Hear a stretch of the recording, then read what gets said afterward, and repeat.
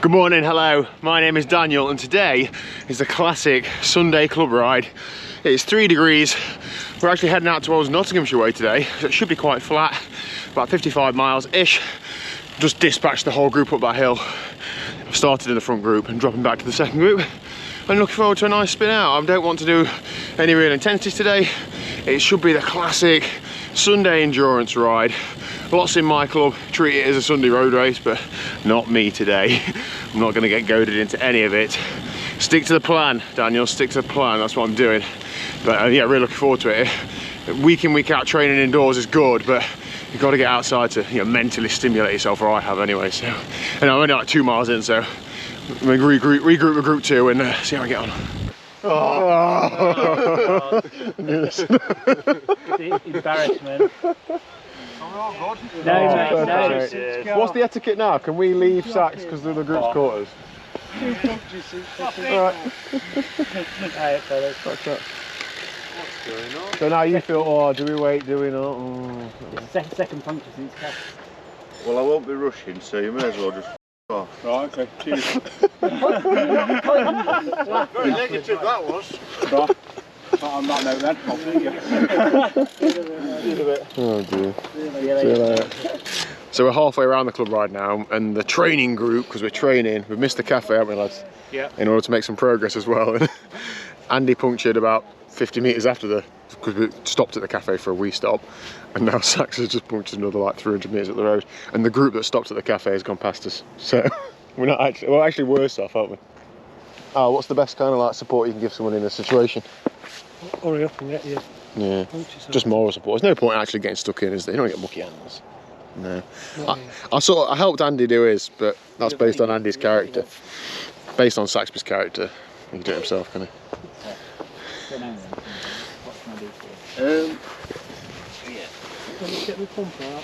I've got one here.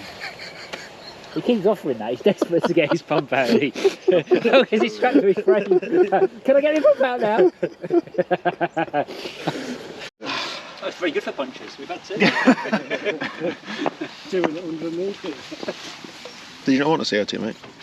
You're a you are. I've got CO2.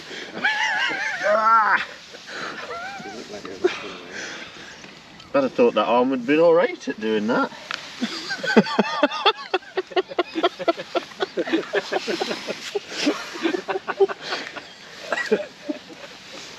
Not late to do, I'm too tired to push any more air in.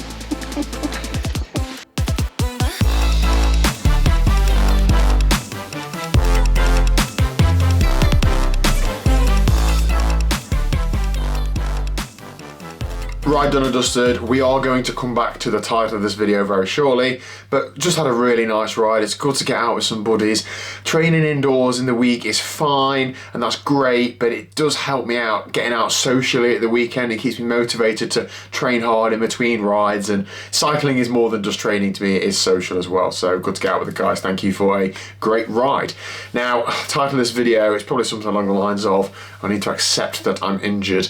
The way these videos work at the minute is I'm a few days, if not a week and a bit ahead in life. So when you're watching this, it might be a week or so after I've recorded it. So hopefully things will have moved on. But the situation as at now, which is the 22nd of October, is I need to accept that I have an injury and I cannot run. I can't keep going on doing a little bit of running, struggling through it, trying to have rest days in between running and just not making any improvements. I have a hip niggle that I've seen a physiotherapist for. Thank you, Ruth, for having a look at me and giving me loads of exercises to do, which I haven't really done a good enough job of doing, either the stretching or the strengthening work, which I need to do. And the reality is that, rightly or wrongly, I've not made it a priority. Now, I've had to go through 4 weeks of mediocre training at best in order to really understand and accept that. I'm sure if you're watching this and you've had niggles as triathletes or cyclists or runners, you probably have, it's hard to stop, isn't it? It's hard to know when you need to stop, and I'm no expert at that, even though I've been doing this a few years now. Still just want to keep doing it. I thought that I was out of the woods this week with leaving a rest day in between my runs, but I ran on Friday night on the treadmill. I'd run Monday, Wednesday, Friday. Nothing too crazy, but 45 minutes to an hour each time. And I got 25, 30 minutes in and my hip was really bad. So I stopped and then it kept me up in the night with the pain. And then yesterday, so Saturday, I couldn't really like walk that well. Getting in and out of the car was a pain, getting up and down from chairs. It really wasn't good. Today's a lot better and I don't really feel it on the bike at all. So I'm going to use that to swim and bike and focus on that, and instead of the running, focus on the rehab like it is a third discipline, like it should be a discipline. I'm going to print the thing out, stick it on the wall, tick it off when I've done it, and just get this issue sorted.